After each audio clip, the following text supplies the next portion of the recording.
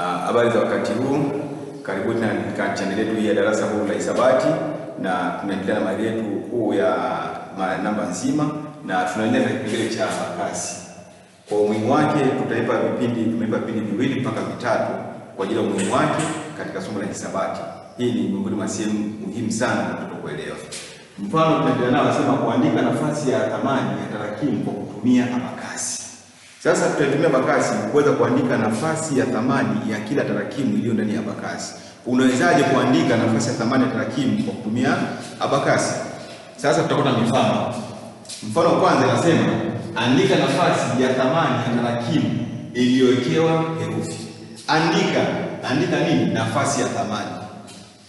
Andika nini? Nafasi ya thamani. Tumesema katika utangulizi kule katika vipindi vilivyopita, nafasi ya thamani inakuwa inamaanisha mamoja, makumi, mamia, maelfu na kuendelea. Na nafasi ya thamani ya tarakimu tulieleza kwamba tunaanza kuielezea kutokea mkono wetu wa kulia kwenda mkono wa kushoto. Kwa hiyo unapoambiwa andika nafasi ya thamani ya tarakimu iliyowekewa herufi katika abakasi, wewe unachofanya, hii milingoti ya abakasi kama tulivyoona katika vipindi vilivyopita inakuwa inawakilisha namba. Kwa hiyo utaanza kusoma namba moja moja kutokea nafasi moja moja kutokea mkono wa kulia kwenda mkono wa kushoto.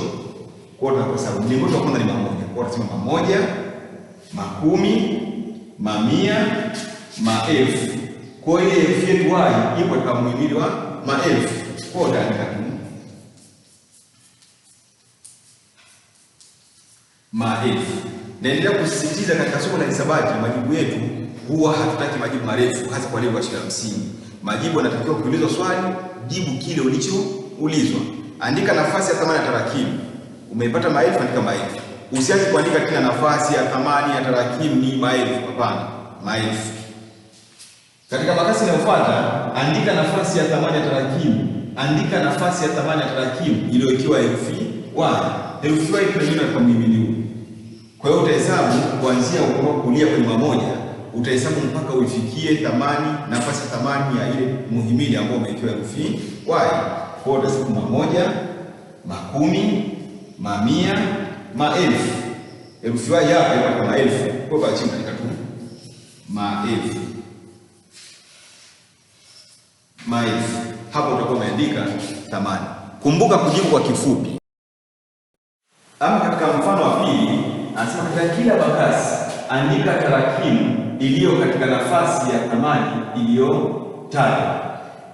Katika kila abakasi andika tarakimu iliyo katika nafasi ya thamani iliyotajwa. Maana hapa tunachoangalia ni ile nafasi ya thamani ambayo imewekewa herufi y. Kwa hiyo katika kila abakasi utaangalia herufi y ipo katika nafasi gani ya thamani. Katika kila abakasi andika tarakimu iliyo katika nafasi ya thamani iliyotajwa.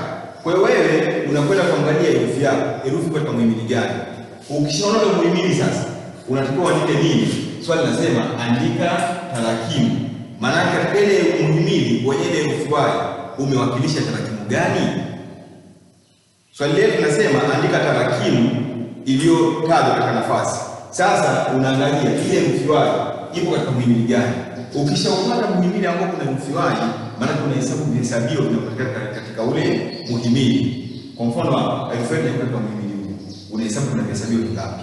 Kwa hiyo utasema 1, 2, 3, 4, 5. Kwa hapo katika 5. Kwa tarakimu ni moja tu. Tulikusema pale mwanzoni katika namba nzima tuna tarakimu 10 ambao ni 0, 1, 2, 3, 4, 5, 6, 7, 8, 9. Kwa hiyo unapokutana na swali lolote andika tarakimu, maana yake anakuambia uandike moja kati ya hizo tarakimu 10. Ama swali linalofuata ni tarakimu gani iliyo katika muhimili uliowekewa herufi y? Ni tarakimu gani iliyo katika muhimili uliowekewa herufi y? Kwanza unaibaini herufi y kama tunavyofahamu kwa. Baada ya hapo utahesabu vihesabio vilivyo katika ule muhimili. Ukihesabu hapo kuna 1, 2, 3. Maana herufi ile kama na tarakimu yetu hapa ni 5. Kwa kufanya hivyo utakuwa umejibu swali lako kiurahisi. Kumbuka katika kuandika majibu ya somo la hisabati tunatakiwa kuandika majibu mafupi yanayoeleweka.